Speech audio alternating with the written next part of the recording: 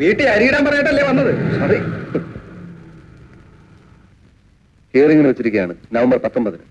പ്രമാദമായ draft case ഗണപതിയെ ഏറ്റെടുത്തിരിക്കുകയാണല്ലോ. അതിന്റെ നൂലാമാലകൾക്കിടയിൽ ഈ പെറ്റി കേസ് ആര് ശ്രദ്ധിക്കാൻ? എന്നെ സംബന്ധിച്ചിടത്തോളം ഇതൊരു പെറ്റി കേസല്ല വക്കീലെ. പ്ലീസ് എന്നെ വക്കീലെ എന്ന് വിളിക്കരുത്. കുറച്ചുകൂടെ സ്വാതന്ത്ര്യമെടുക്കാം. രാമകൃഷ്ണൻ എന്ന് വിളിക്കാം. ഇവിടം കൊണ്ട് അനുകൂലമായൊരു വിധി കിട്ടിയില്ലെങ്കിൽ ഞാൻ പിന്നെ മരിക്കാൻ നല്ലത്. ഇമോഷണൽ ആവാതിരിക്കും. ഇന്ത്യൻ പീനൽ കോഡിന്റെ എവരി നൂക്ക് ആൻഡ് കോർണർ ഞാൻ തപ്പിക്കൊണ്ടിരിക്കുകയാണ്. I will send Sivaraman behind the bars. I swear I will do that.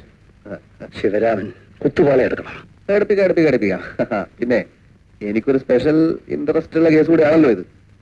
എവിടെ മകളെവിടെ? കേസിന്റെ ഡെവലപ്മെന്റ്സ് ഒക്കെ പറഞ്ഞു കൊടുക്കാം. അവർക്കൊരു സന്തോഷാവട്ടെ. അവള് സ്കൂളിൽ നിന്ന് വരാൻ സമയമാവുന്നതേ ഉള്ളൂ. സാരമില്ല, വരട്ടെ. ഞാൻ കുറച്ച് ദിവസം ഇവിടെ ഉണ്ട്. ദിവസേന വരാം. കേസ് വിശദമായി പഠിപ്പിക്കാം. അത് ബുദ്ധിമുട്ടാവില്ലേ? വക്കീൽ താമസിക്കുന്ന സ്ഥലത്ത് ഞാൻ വരാം. വക്കീലല്ല, രാമകൃഷ്ണൻ. എന്റെ നാവിന്ന് അങ്ങനെ വരൂ. അത് മാറ്റണം. ശ്രമിക്കാം. ശ്രമിച്ചാ പോരാ, ശീലിക്കണം.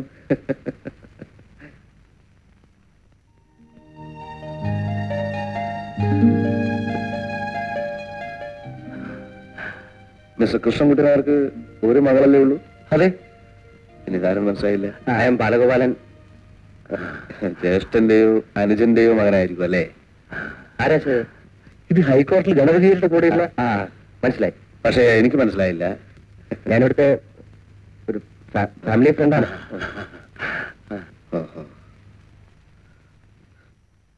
ഇതാ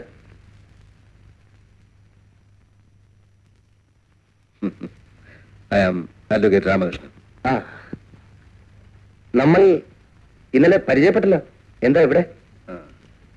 ഇന്നലത്തെ പരിചയപ്പെടൽ പൂർണ്ണമായില്ല എന്നൊരു തോന്നൽ.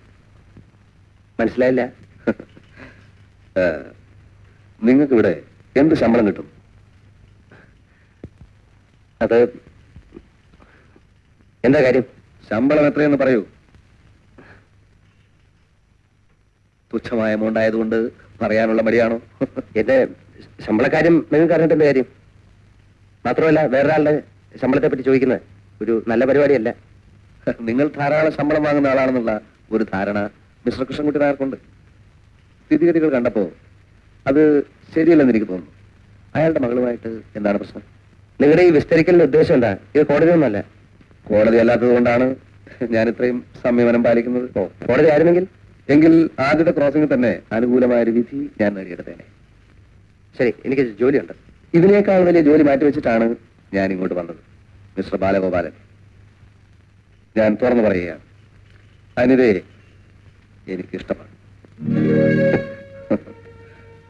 ഞാൻ കണ്ടുമുട്ടിയിട്ടുള്ള എത്രയോ പെൺകുട്ടികൾക്കില്ലാത്ത ഒരു പ്രത്യേകത അനിതയ്ക്കുള്ളതായി എനിക്ക് തോന്നുന്നു.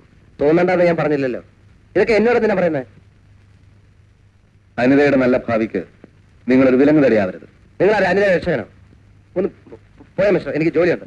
മിസ്റ്റർ ബാലഗോപാലൻ, നിങ്ങൾ പോയേ.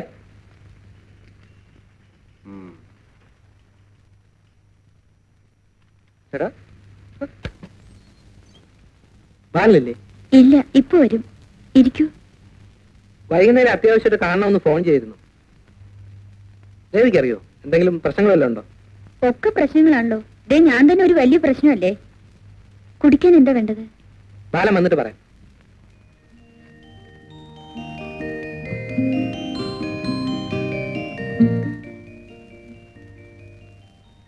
ദേവി SSLC കഴിഞ്ഞിട്ട് നിർത്തിയല്ലേ? അതെ. എന്താ കൂടുതൽ പഠിക്കാഞ്ഞേ? പഠിക്കാൻ ബുദ്ധി വേണ്ടേ? 3ാമത്തെ തവണയാ SSLC തന്നെ ജയിച്ചത്. ചേച്ചിയും കുട്ടികളും എവിടെ? ചന്ദ്രേട്ടൻ വന്നിരുന്നു. എല്ലാരും കൂടെ സിനിമയ്ക്ക് പോയി. ദേവിക്ക് സിനിമ ഇഷ്ടല്ലേ? ഇഷ്ടമൊക്കെ തന്നെ, പക്ഷെ എന്നെ വിളിച്ചില്ല. പിന്നെ എനിക്കിന്ന് പുതിയ കല്യാണാലോചനയൊന്നും കൊണ്ടുവരാത്തേ?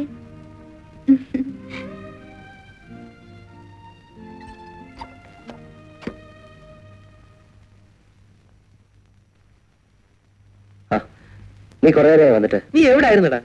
നീ വന്നേ, ഇരിക്കേ. എടാ ദയവ് ഇത് നീ ഇപ്പൊ എന്നെ വഴക്ക് പറയരുത്. വളരെ അത്യാവശ്യമാണ്.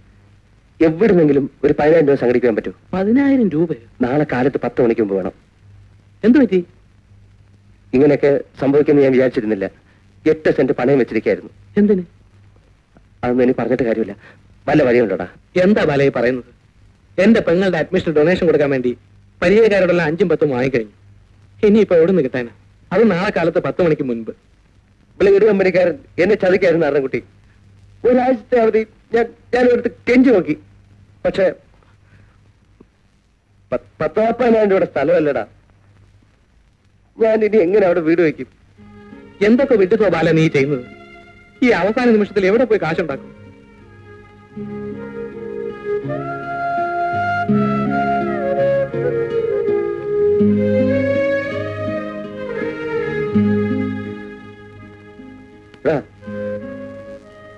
പോട്ടല്ലേ? അല്ലാതെ നോക്കിപ്പം എന്ത് ചെയ്യാൻ പറ്റല്ലേ? ബാല,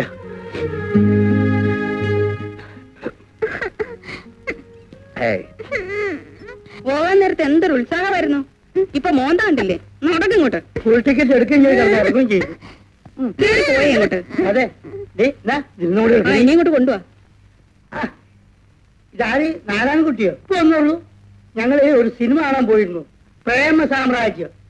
കണ്ടോണ്ടിരിക്ക. ലാസ്റ്റ് നായിക്ക് ക്യാൻസർ വരിക. അത് ഗംഭീരമുണ്ട്. സ്റ്റണ്ട് ഞാൻ വിചാരിച്ച അത്ര നന്നായില്ല, എന്നാലും ഒപ്പിച്ചിട്ടുണ്ട്. വല്ലാതെ വിശക്കണ്. ഊണിരിക്കട്ടോ? ഉണ്ണണം വേണ്ട? ഓ ഓ ഓ ഓ ഓ ഓ.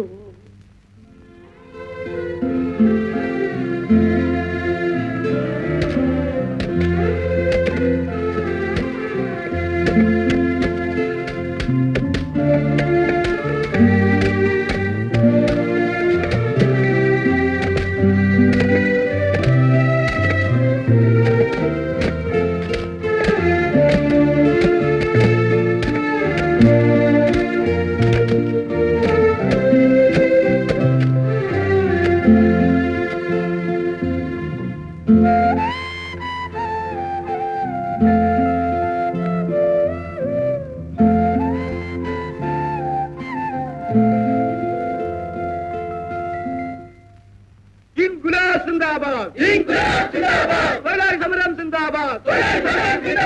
തൊഴിലാളികളുടെ ചോര കുടിച്ച് പതിച്ചു നിവർക്കും മുതലാളി. കാലം മാറി, കോലം മാറി. തൊഴിലാളി ഇന്ന് ഒറ്റയ്ക്കല്ല. സിന്ദാബാദ്.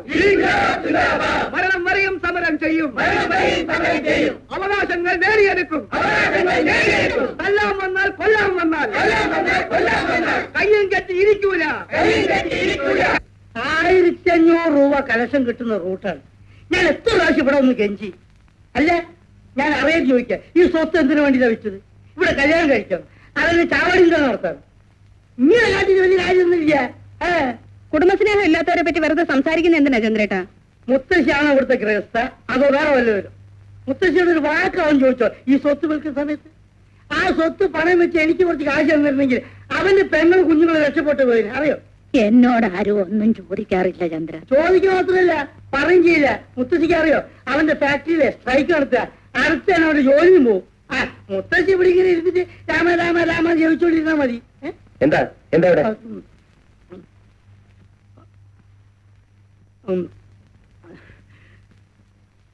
എടോ ബാല, നിന്റെ ചേച്ചിയുടെ ഭർത്താവാണെന്ന് പറയുന്നതിനാണല്ലോ ഞാൻ ചെറിയൊരു കാര്യം ചോദിച്ചോട്ടെ.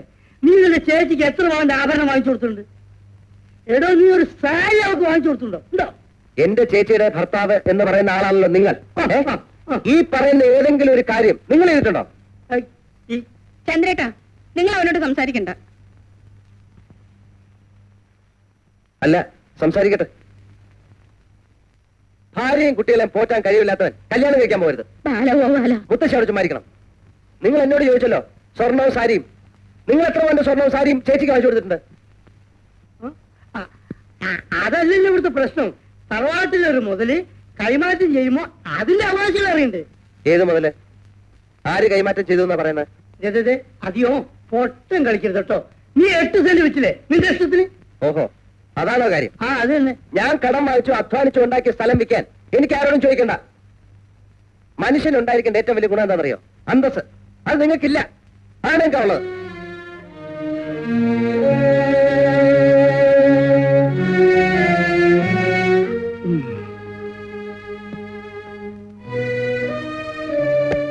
പുസ്തകങ്ങളൊക്കെ എടുത്തോണം. പോവാം. അമ്മ നമ്മൾ എങ്ങോട്ട് പോണേ? നമ്മൾ നമ്മുടെ വീട്ടിലേക്ക്. അപ്പൊ ഇത് നമ്മുടെ വീടല്ലേ? അയ്യ, ഇത് നമ്മുടെ വീട്ടിൽ ഒരു ഒറ്റ വീക്കം കയറും. പറയുന്നതനുസരിച്ചാ മതി. ബാഗൊക്കെ എടുത്തോട്ടെ. അതെ, നീ ഇവിടെ ഇറങ്ങി വരുന്നുണ്ടോ? ഒന്ന് ക്ഷമിച്ചൂടെ എന്റെ ചന്ദ്ര? ഇനി വയ്യ മുത്തച്ഛി, ഒരു അടിയോട് പറഞ്ഞ വർത്തമാനാണ് എന്നോട് പറഞ്ഞത്. ഒന്നിന് നാലാണ്ട് പെങ്ങൾക്ക് ചോറ് കൊടുക്കണ്ടവന്നല്ലേ അല്ലേ? മാത്രം എന്റെ കുഞ്ഞുങ്ങളെ പിരിഞ്ഞിരിക്കാൻ വയ്യ. എന്നാലും എന്റെ മോനെ. ചേച്ചി, ഈ കുട്ടികളെങ്കിലും ഇവിടെ നിൽക്കട്ടെ ചേച്ചി. അവരുടെ പഠിത്തം. ഓ, അവരെത്രയൊക്കെ പഠിച്ചാ മതി ബാല. കഴിവില്ലാത്തവരല്ലേ. നടക്കും പിള്ളേരെ.